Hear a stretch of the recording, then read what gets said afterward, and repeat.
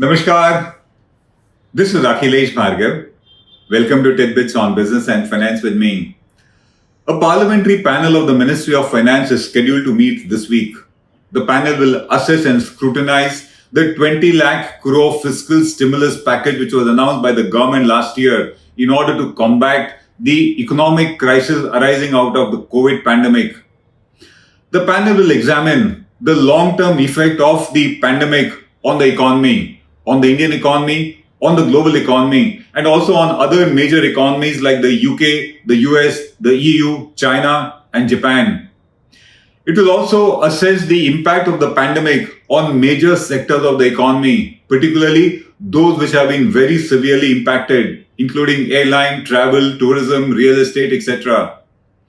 It will also examine whether the fiscal stimulus was enough, whether it was adequate, and whether it was evenly, appropriately distributed. And of course, the Niti Aayog is expected to brief the panel on the progress of revival of the economy as is claimed by the government.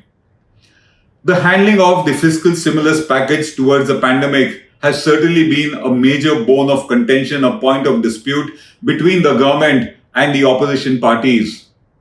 While the size of the stimulus package has never been accepted by the opposition parties, as has been claimed by the government, but what the parties also claim is that the government has not done enough for certain sectors which badly needed relief, which is the MSME sector, the informal sector, and also the poor sections of society. The allegation is that in announcing the fiscal stimulus package, what influenced the government was vote bank politics.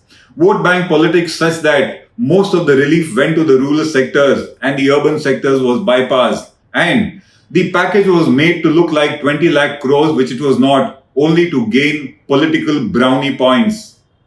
The parliamentary panel will thus see whether the fiscal stimulus package was enough, well distributed, and genuinely what it is claimed to be by the government. And if upon assessment, the fiscal stimulus package is found to be neither, which is neither enough nor well distributed, then the point is, what is going to be the impact of the economy in the future years, in the future quarters?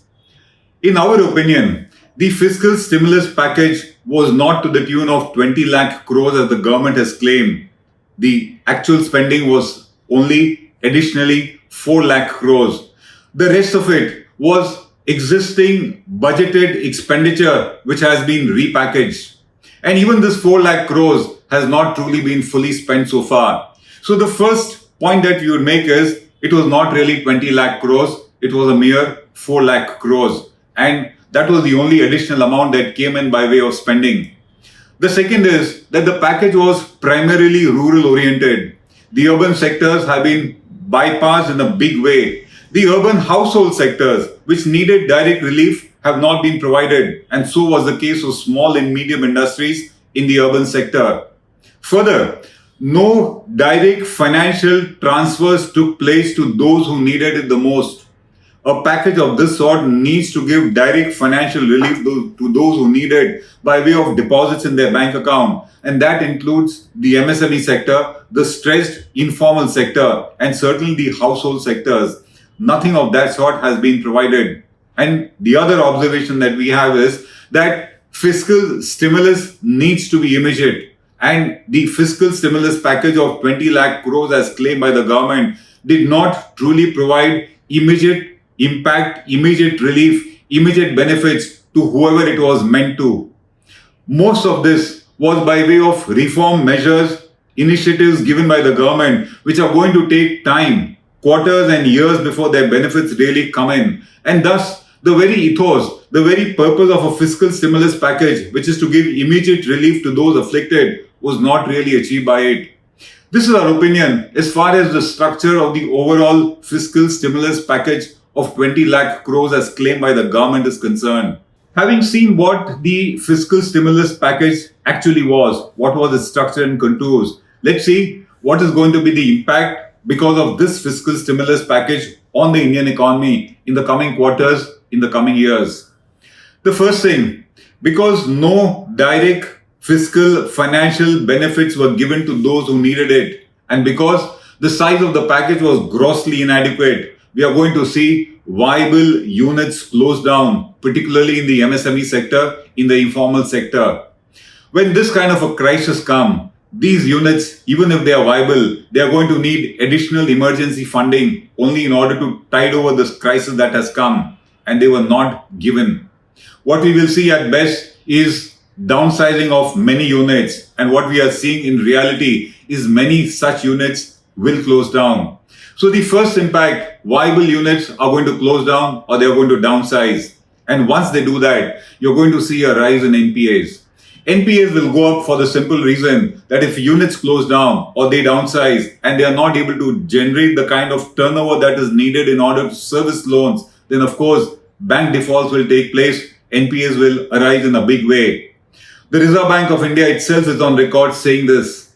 At the moment, the NPA issue has been very smartly window dressed by the banks. They have done that by giving 20% additional loans only to repay the existing loans, despite the situation of the borrower not improving. And they also done it by restructuring bank loans in such a specious manner that once the restructuring period is over, once those additional 20% loans are consumed, then the units are going to be in a default mode. So NPAs will build up in the system rapidly. Once units downsize, once they close down, then of course jobs are going to be lost. Jobs are going to be lost, and like units might just not be able to revive themselves, even the jobs might just not come back. The recent claim of the government is that revival is taking place, recovery is taking place. And if that is taking place, then jobs must come back. Jobs have not come back. The latest report of the CMI on the employment scene in India says that unemployment in the rural as well as the urban areas remains at an all-time high. It has not been mitigated. And this despite the fact, we repeat, that the government claiming that revival has started taking place, in which case jobs should have come back. So we are not going to see jobs coming back so easily in the coming years.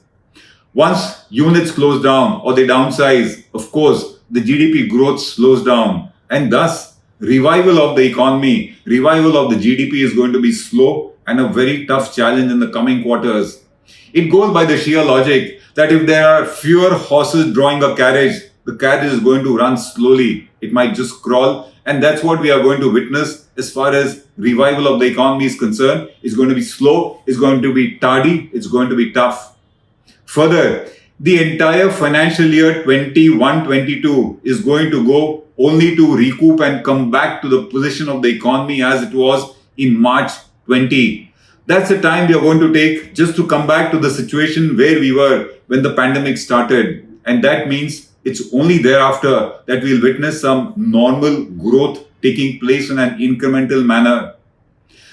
The revival being slow, demand generation will be slow, and income build-up in the economy is also going to be slow. As we said, jobs will be lost, joblessness will continue, and that's going to be a major political challenge also for the government.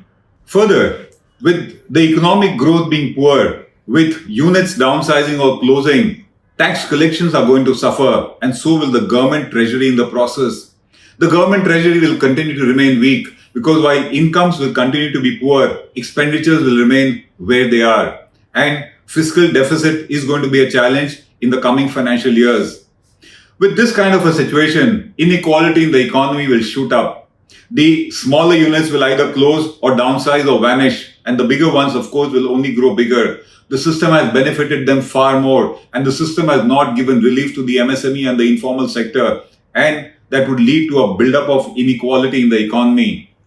Because of all this, the first normal year of growth as per us is going to be financial year 22-23, and that means till then, India will witness no spurt in fresh investments in the country. That's what we see is going to be the impact of the fiscal stimulus package and the actions which have been taken by the government in order to combat the economic crisis arising out of the COVID pandemic.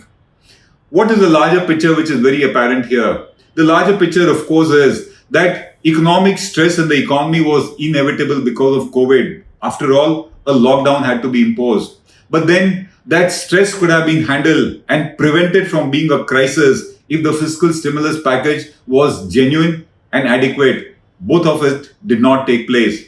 And that's why the financial year 2021, we are going to witness a sharp contraction of the Indian economy, and thereafter, the revival is going to be a slow process. Apart from the revival being slow, in case we really want it in a certain pattern, then the government will have to give fiscal stimulus packages even in the coming years, because as long as the economy is in a slowdown mode, some kind of a support for its revival will certainly be needed. This is Akhilesh Bhargav signing off till we meet again.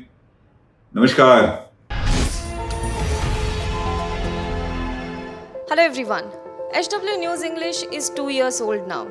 When we started this venture, we promised ourselves one thing, that news should remain free, because right to know is the right of every Indian. But to keep news free for everyone, we need support from some of you. And thus we have rolled out membership on our YouTube channel HW News English. But mind you, the membership is completely voluntary. The programs that we were doing earlier, that we are doing now, will continue to remain free. First level is a basic level.